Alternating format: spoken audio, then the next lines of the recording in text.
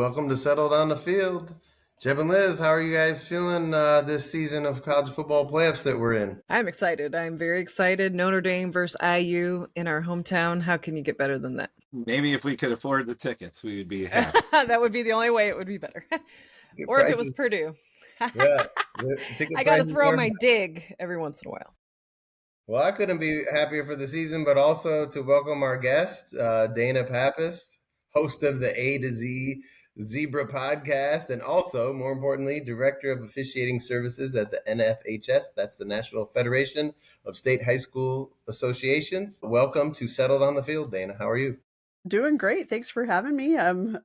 College football playoffs, exciting time for, first time ever. I'm looking forward to see how it all pans out. I'm a lifelong Oklahoma fan. So, the Armed Forces Bowl, I was just glad they were in a bowl that didn't have like .com in it. So that was, that was pretty good, but, we'll see how that goes out. I'm just, every day I get another notification that somebody else is in the transfer portal. So I don't know who's going to be actually there to play. So that'll be interesting. That's probably true of most teams. That's going to be fun. I don't like it. None of us do. I don't We've think. had that conversation. It's kind of difficult. I don't understand how some people say they're in and then 2 days later they're out or they're back at the same team. I know it's probably money related, but I'm sure it's just such a different world now with the transfer portal stuff. So it's not the college football we all know and love.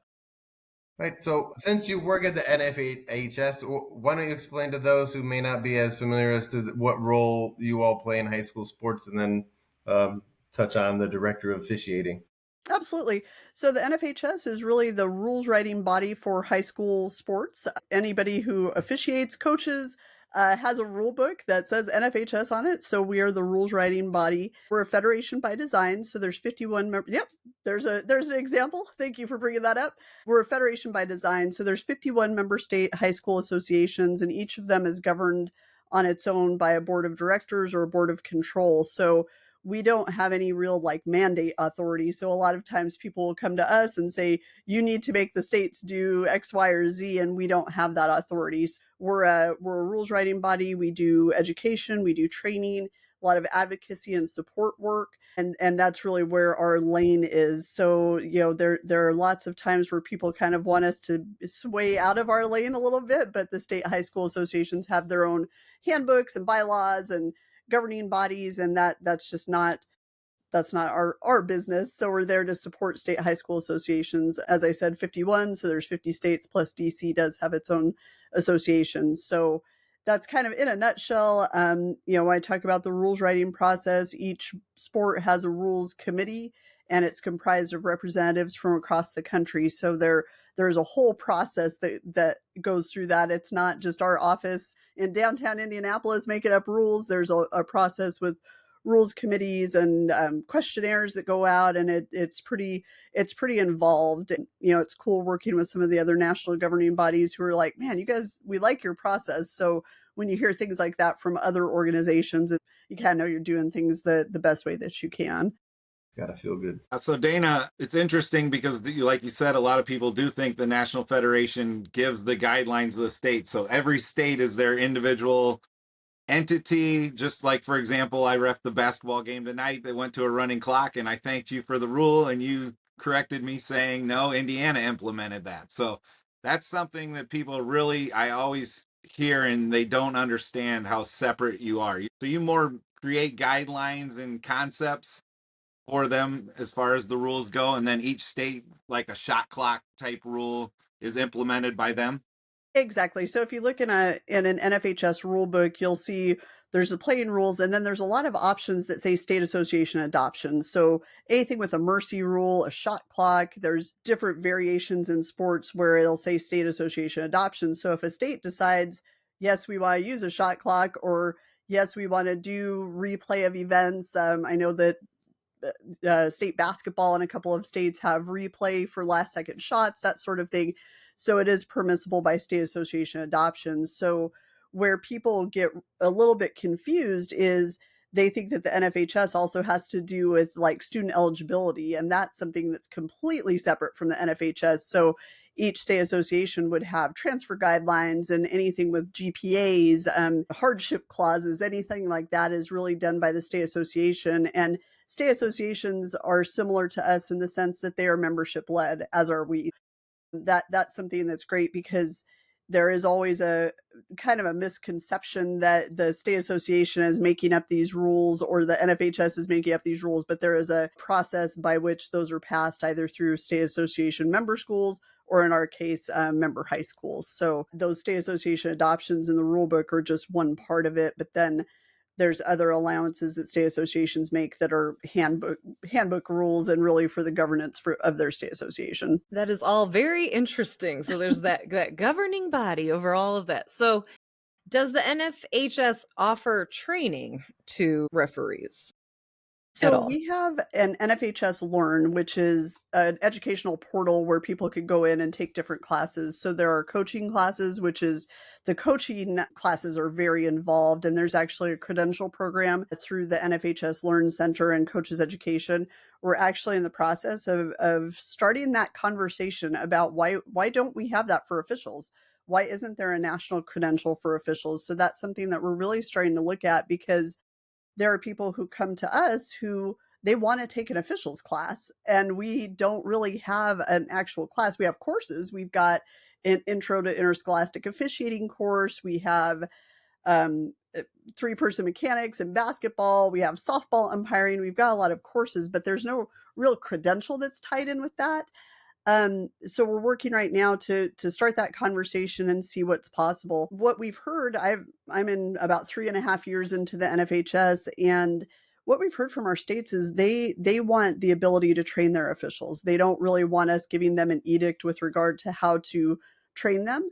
So we do provide them resources as far as, obviously access to the rules, PowerPoints and rule books and rules change videos and any kind of training that we have, but they're really asking for more non-sport specific. They're asking for more of like soft skills training. So we just did videos about conflict resolution and communication.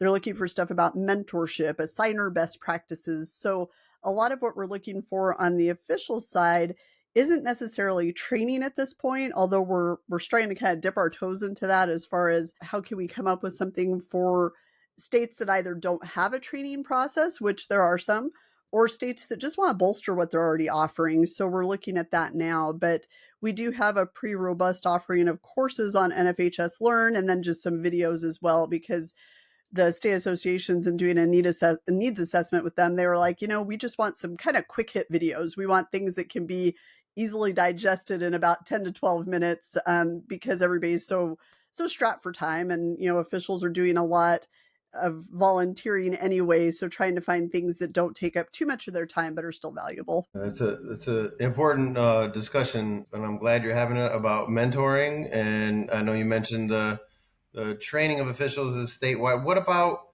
if there's that initial talks of the certification? Maybe I don't know if it's reciprocal or for the reciprocity, how you say that across all states, or at least a couple get started.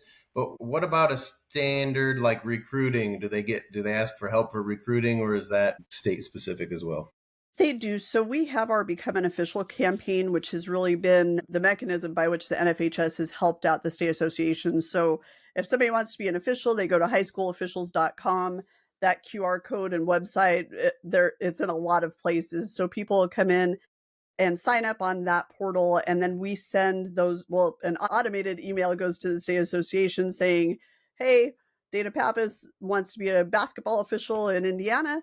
The state association reaches out to them, and then we actually do kind of a follow-up just to make sure that those officials are being contacted, because we want to make sure if somebody is raising their hand saying, hey, I want to officiate, we've got to make sure we follow up with them, because the last thing we want to do is have somebody get disinterested because we haven't reached out to them. So our recruitment campaign has been Become an Official, and it's in, I believe it's 7th year now. And we get, thousands of inquiries every month on that portal. So that's been a really good feature for them. And then one of the things we did when I was first on board at the NFHS was we had some officials consortiums where we really looked at recruitment, retention, sportsmanship, all of those things. And we put together a playbook. And in that playbook, it has best practices in all of those areas. So there's recruitment, retention, sporting behavior, and it was something that was devised by like 80 entities that were in attendance at those consortiums. So it was taking those ideas and really putting them in a one-stop shop so people could go, gosh, I'd like more information about assigners. Like what could assigners do better to help with recruitment and retention? Because we know that the assigner element that's a podcast in and of itself. So I think that there's a lot of things that we are trying to provide just some guidelines, because we have 51 state associations and all 51 facilitate their officials programs very differently. So it's hard for us to come up with something that's going to be exactly plug and play because of the idiosyncrasies within those state associations, but certainly giving them, here's some ideas that have worked. Maybe you can fine tune it to fit the needs of your state or your state structure. And that's something that we add to all the time. So that playbook is a living document. And when we find out other information, we move it and change it and edit it and make sure that it's current and something that, that a state association or a local group or a national governing body, anybody who wants to use it can, because we're all sharing the same pool of officials. So it's that collaboration with other entities has been really paramount to what we're doing. So is that playbook available is it just on the website or? It is. It's on the NFHS website. If you can't find it, just send me an email and we'll share my email address is dpappas@nfhs.org. And certainly anybody who wants that playbook, it's free of charge, and share it out as much as you want. Post it on your website, send it to your friends, whatever you want to do. Yeah, that's great, because retention we feel is a big issue. We talked to Brendan Hilton from Officially Human 2 weeks ago, I think it was, and I don't remember the exact stat, but I felt like if an official stays for 3 years, they're in for life. And so do you have any soft tips on how to improve that retention number? I mean, I know as an official, and so you're also involved with battlefields to ball fields. We're involved with vets to refs. So we're doing our best to get people out onto the field officiating, and just ideas on how we're trying to build a community of veterans and first responders and try to support them so that not only do they have the officiating community, they have their veteran community, but then as they get going, we're hoping we can build a community with them to try to keep them in. Because I feel like one of the biggest, I wouldn't say a drawback, but one of the hardest things about becoming an official is if you don't know a couple guys already, you go to those meetings and it's really overwhelming. So my opinion of retention is for when anybody shows up at the meeting, they need to, like, 5 dudes need to go around and just, or ladies, and just immediately get to everybody and make sure, what's your name? Where are you from? What are you interested in doing? Have you done it? So I even like just go, and I mean, I know I have guys that I know, but I try to reach out to a couple new people each time. So that's my thought on retention. And you hit the nail on the head, because some of the items that we feel are the most critical and retain officials, because you hear all the time, recruit, recruit, recruit, recruit. Obviously, we always need to do that, but the retention it's huge right now, because we do have a population of officials that's starting to age out, and we have to replace those officials. We've got a lot of new officials, we have a lot of veteran officials, and a very slim middle section. So trying to figure out how to get people to that middle section is important. But the things that we've really talked about in terms of retention, number one is mentorship. And making sure, like you said, making sure that these people have somebody that they can really lean on and ask questions to. Because when you start officiating, you don't know what you don't know. You don't know what questions to ask. There's a lot about just, the business of officiating, like, where do I buy my uniforms? And what do you mean I have to go to a meeting? And all of it. What do I do with my taxes? I mean, there's this whole business side of officiating that nobody really talks to you about. But that mentor, having that relationship, it doesn't have to be a formalized mentor system, because I think people shy away from it going, God, it's just something else I need to do. It can happen organically. You have to have that personal connection, though. If somebody doesn't reach out, like you said, stick your hand out, shake hands with somebody and make them feel welcomed in, you're going to lose them. They're going to feel like, why am I coming here when I feel like a stranger in a strange land and nobody's really helping me out? So mentorship is first. Second is making sure the officials are adequately trained and that we're really putting them in situations where they can succeed. Because of the shortage, people have accelerated through the ranks a lot more quickly than 20 years ago. So a lot of times we're putting people on games that they're just not ready for. They don't have the experience. They haven't had to deal with some of the just game management elements of officiating. So making sure that they're trained and they can handle those things.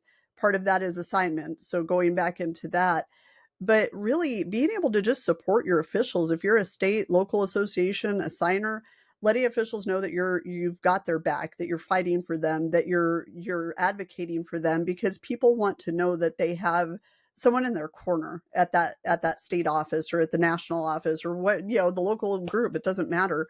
But those, mentorship, training, support, those are probably the top three that kind of pop into my head with regard to retention. And the mentorship piece is huge to me. I think it's been lost a little bit, and we've got to find ways to reinstate that and really build on that. I like the organic mentor where just the guys reaching out. I mean, just me personally, I officiated years and years ago, and now I'm getting back into it. So my first game, there's a varsity game afterwards. The guy was there. He watched. He talked to me at halftime. He talked to me after the game. He made me feel like he cared, and that's Right. all it took. Like I already knew the other two guys, but this third guy, he just acted like he cared, and it made a huge difference on my night. And that's awesome. And that's what needs to happen. Like if you're a varsity official, go for that JV game before yours and talk to those officials and let them sit in on your pregame. There's nothing against that. So I think that the art of the pregame is lost a little bit too, because people go, I've done this for 30 years. I don't have to pregame. Well, you've done it for 30 years, but your partner's only done it for 2. And this is his or her first year of doing varsity. Yeah. Take the time to do the pregame, develop those relationships. I think, you know, on your podcast, on my podcast, we talk so much about the relationship element of officiating. And that's a lot of the reason why people do this in the first place, is Mhm. because of those lifelong friendships and being a part of something bigger than themselves. So I think the more that we can make sure that people are opening their arms and taking people under their wing and just being like, hey, if you ever need something, call me. Mentorship doesn't need to be a 40-hour a week job. Right. It's a check-in. Text somebody. Everybody texts now. Just send a text. Hey, checking in. How's it going? And then they can say, oh, I had a weird situation at a game last night. Have you had this before? That's how that happens. It's not hard. Can I ask, because just coming from my background in sales, and we have mentors, and it's kind of a lot of times what's in it for me comes out. Is there any kind of incentive that maybe NFHS, sort of pushes on the different states to say, hey, to have a mentorship program, maybe incentivize these guys, with a little extra money to become a mentor? Is that something that goes on?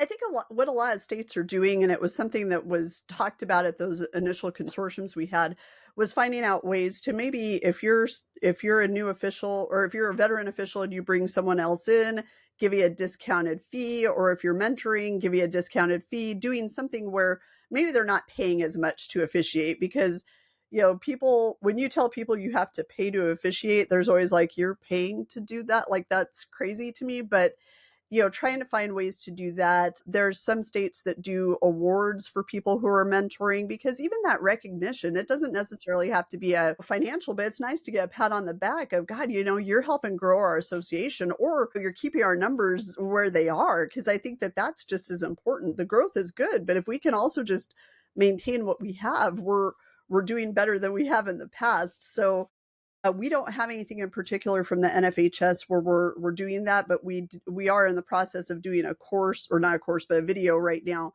about mentorship and what that looks like, and the fact that it's okay to switch mentors. If you think someone's your mentor and it's not working out, don't use that person anymore. It's okay. And as state associations, if you do go down the road of a formalized mentor program, make sure you know who those mentors are, because there are some people who are like, oh yeah, I want a mentor, and then they're negative, and they do things that make people not want to be in officiating. So be Yeah. aware of that as well, because it's all personalities. It's just, there's 5,000 personalities in officiating, and I think that making sure that people match up is important, and letting people know it's okay to break up. Like, you can break up with your mentor, you could break up with your mentee, and find somebody who maybe has a similar background to you. Oh, you guys are both teachers. That's great. Or in the vets to ref world and battlefields to ball fields, oh, we're both from the military. That's great. So that way you have people who have that commonality outside of officiating, because that's where you can really start speaking the same language a little bit.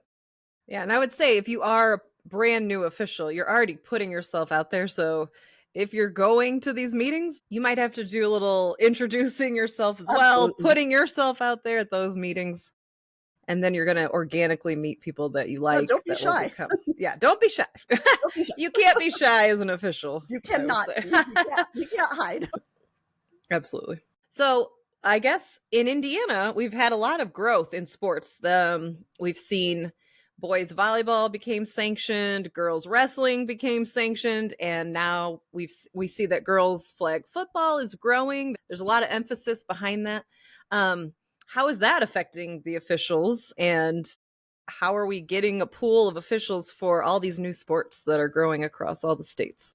So it's pretty exciting. And I actually just got done pulling fall sport registration numbers. So every year we try to kind of track that data to see where we're seeing growth, where we're falling off a little bit. Both football and volleyball numbers of officials are growing, as is wrestling. So wrestling over the past couple of years has been shooting up, which we've never had growth in wrestling.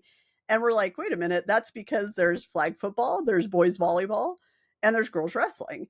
So people are coming in, a lot of them are coming in from other sports. Some are football officials who are also doing flag, or girls volleyball officials who are doing boys. So there's that, but there's people who are now interested in a new sport. So the NFHS is going to start writing a rule book for flag football. And they'll have the first rules meeting this coming winter, spring. And that will be something where now it'll be a sanctioned sport of the NFHS. More states are sanctioned. I mean, it's exploding, as you well know. It is just, it's huge. Boys volleyball is huge. Girls wrestling is huge. So it's interesting to look at those trends. And you look at girls wrestling is expanding, and then you see girls gymnastics is declining. And it's one of those things where you're going, is it because now they're wrestling? So you try to figure out what the relationship is and where these kids are going, as well as where the officials are coming from. But we are seeing a lot of growth. Volleyball since pre-pandemic is up about 14% in officials across the country, which is great. Football is growing. This fall, the only sport that was down was field hockey. So then I started asking the question of, is that a growth sport, or is that a sport that's starting to decrease as far as participation? So we're trying to kind of compare numbers and see if we're seeing the same thing on the participation side.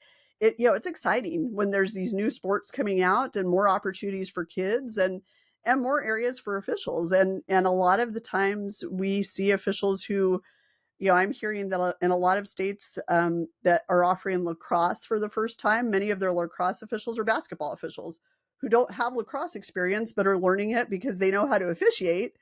So they go from basketball to lacrosse, which I was like, never would have thought that. So states are doing some cool things to get people trained and educated in those sports that maybe they didn't know, but they know them now. So that's cool I would love to actually see the data about different states, because I'm sure like field hockey is probably a lot bigger in, I don't know, I'm just guessing California than it is in Indiana. Right.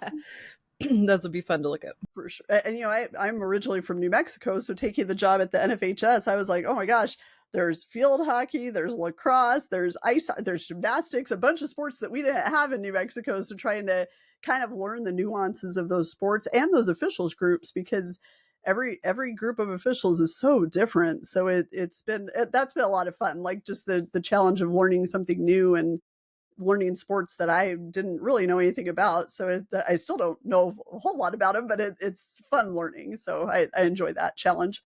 So Dana, you mentioned growth, but you mentioned another thing, which was the kids, right? And so I think we get talking about referees, and it's not that we forget, but maybe the audience doesn't like realize we're here for the kids. We're here for the sport to continue, for all the positive effects that they have on people's lives. And the growth of sports and all the new ones that are coming. If only there were two entities like Vets to Refs and Battlefields to Ball Fields that are trying to have a pathway to increase some numbers of veterans into the sports officiating world. I know that you're on the board there at Battlefields to Ball Fields, and Vets to Refs. For those who haven't heard, we're a 501c3. We're here to support veterans and first responders become sports officials. Any sport that you're interested in, we'll help you out, support you to get to the field. we've discussed some of the similarities between the two, and just looking to see, like, is there difficulty with retention on the battlefields to ball field side? Our main goal is to get them interested and to get them to the field, and then we know that there will be difficulty with retention, but we're trying that at least as a focus to start off. But can you touch on the retention side possibly? So, in talking at our last board meeting several months ago for battlefields to ball fields, the retention is going really well with the groups of officials that are coming in. At one point, the retention rate was around 80%. I don't know what it is right now. I would have to find that out, but it was high. And I was like, that's unheard of. We're happy if we could retain like 10%. So the way they've kind of structured things with battlefields to ball fields is, if you're a veteran and you're coming into officiating, it's a 3-year scholarship essentially, where they pay for uniform, registration, if you go to a camp, anything like that. So the way they've done it is the official has to pay for it at first, but then they get reimbursed just to get skin in the game, because what they didn't want is, okay, we're going to disperse all of this money and then the person never officiates. So it was just, they would have never been able to sustain. So as part of that, they're really trying to match those incoming officials with current officials who have that military background.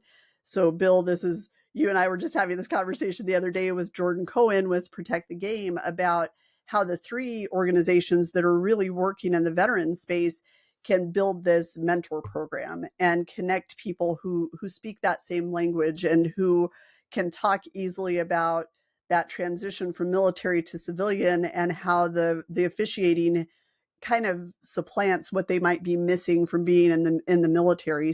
That's something I'm really excited about, is building out that mentor program so that we can get those veterans and active military who want to be officials connected with people who are, who have walked a mile in their boots. We want to make sure that they're really speaking the same language and have that common bond, because it's so unique, the military world.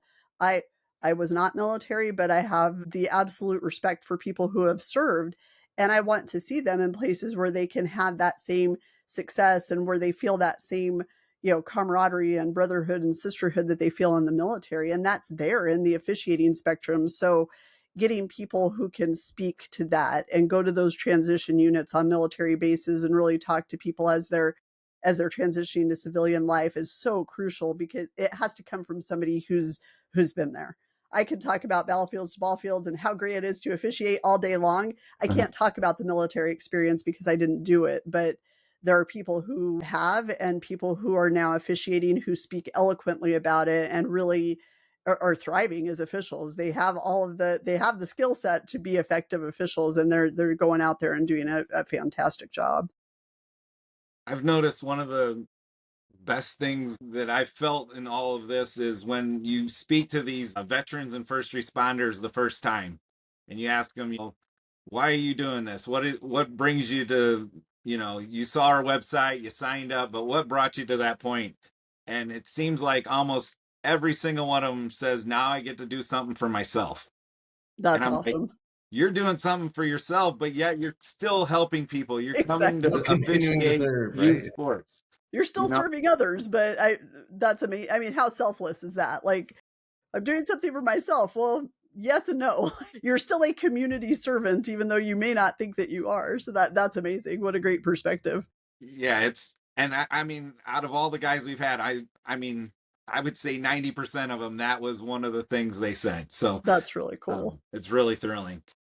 Do you I mean, I know there's a lot of obstacles, but is there like one obstacle in this of getting new officials? Maybe not necessarily for battlefields, the ball fields, and vets to refs, but just in the overall scheme of things, like the National Federation has their Become Official campaign, which you see everywhere. I know our high school posts it quite a bit, but just the obstacle, like the starting point, it seems like if they don't go, I feel like your website offers the opportunity to just become an official. And I know it doesn't it ask something about it. Are you a veteran right It at the does. beginning? Yep. Yeah. Yeah. It does. So, but what other obstacles do you see just getting them to go to that website? It seems like there's so many people out there that would be great officials and they just don't even think about it. There are so many obstacles. So I think one of the biggest ones is people aren't presented officiating as a viable option. So especially students. So as students are playing sports their whole life, from the time they can hold a bat or dribble a ball, nobody talks to them about officiating. It's like when your playing days are over in high school, you can play or you can coach. No one talks about officiating.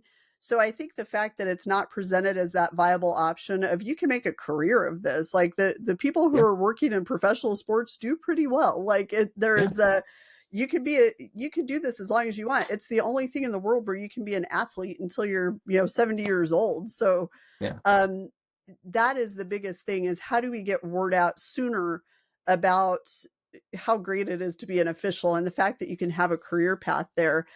A lot of the other struggles are just people don't know where to go. So if they haven't seen that QR code for becoming official or for NASO or whoever, they don't know where to go. So I don't know how many times I'll talk to somebody and they're like, yeah, I've been trying to find this information for 10 years. And I'm like, oh my gosh, it's 10 years we could have had them.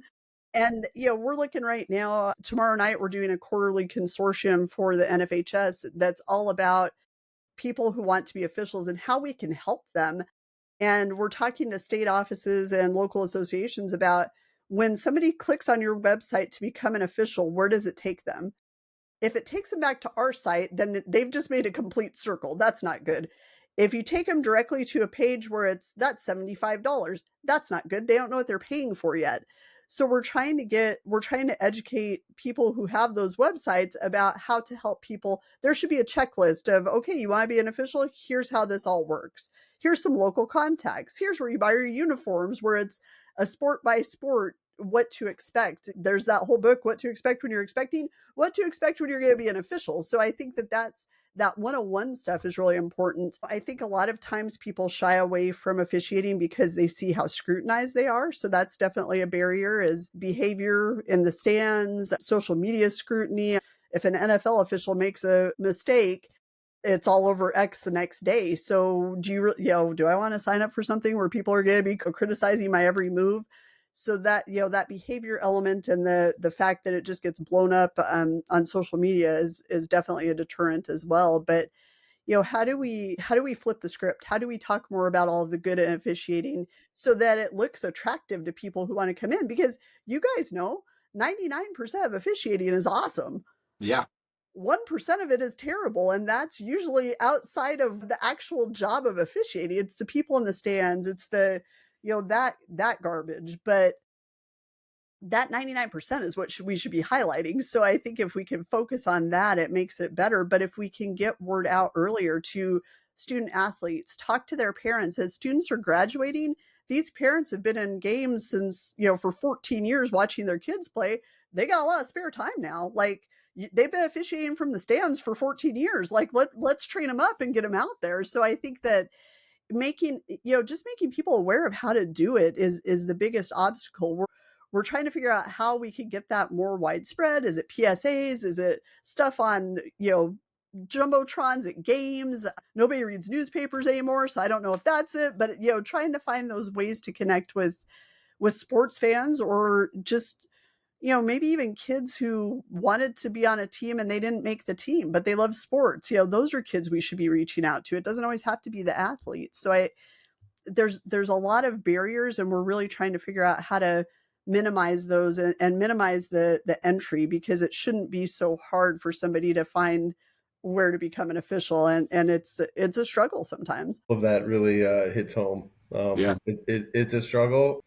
I know, as you were asking, where does it go? We have a form, and the three of us get an email. This is the three of us right here, Vets to Refs, and one of us will call them within 24 hours to make sure we touch base with them. And then that gap that you're describing is exactly what we're trying to support with, like, who do I contact Yeah. next? What is my next move? Because like And within 24 hours is huge, because a lot of times if somebody hasn't heard back, by the time I reach out to them, they'll go, what are you talking about? Like, did I sign up for this? I'm like, oh my gosh, we've lost them now. They don't even remember clicking the button. Like, so we've got to make sure that contact is immediate. So I've seen that we've mentioned the A to Zebra podcast. Who do you have coming up? If you could mention someone that we should be interested to listen to, because I do think some of our podcasts across the officiating space could be drawing some more attention. Absolutely. I'm excited. So tomorrow night we have our first 2 baseball of the podcast, and it's Doug Eddings, who actually just called this past World Series, and Mike Everett, who is a MLB supervisor of umpires, who was a 3-time World Series umpire. So they'll be on tomorrow night. Next week is Bill Topp from the National Association of Sports Officials. So he'll be coming up as well. And trying to think in the holidays who we've got coming up, but our next 2. So tomorrow night is mentorship, and that's with Doug Eddings and Mike Everett. And then next week is just NASO. We were like, we may as well just use that as the letter, and Bill Topp will be talking to us. So we're excited. We have them slated out for a while. Bill's going to join us, which I'm excited about. So we'll have him on as well and talking about veteran stuff with Forward to it.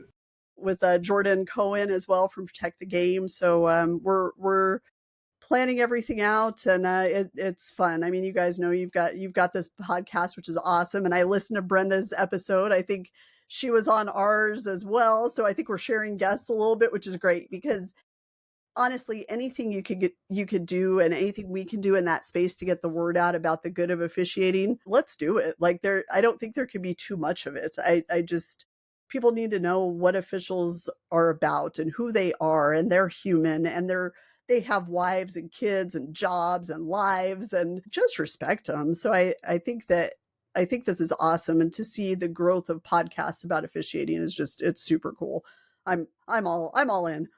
That's Sounds like mentorship is the name of the game. We talked at the right time. So mentorship next week.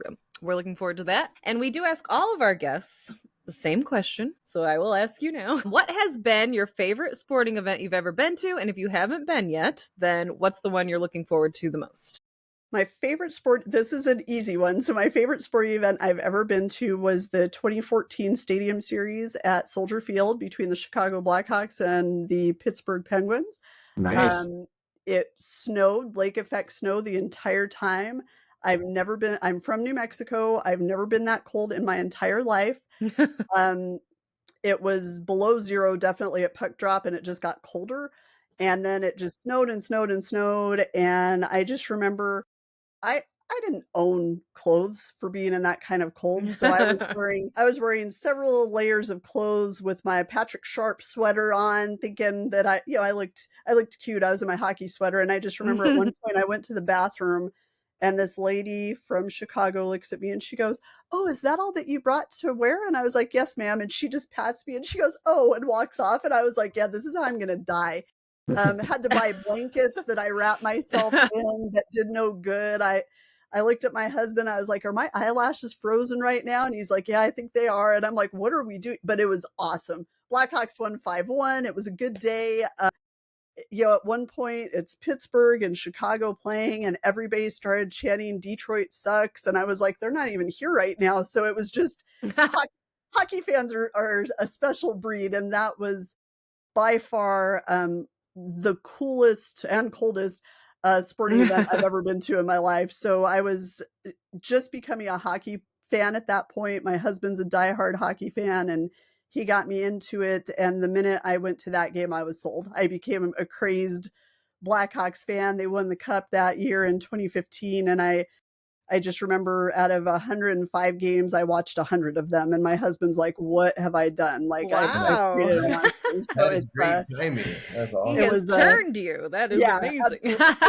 It's amazing what like hypothermia can do for a person. But it was, I guess. it was, it's one You of had those, no choice but to cheer. no, and I kid you not, my ankles were bleeding because I had stuffed hand warmers into my feet, into my shoes, because I was like, my feet are freezing.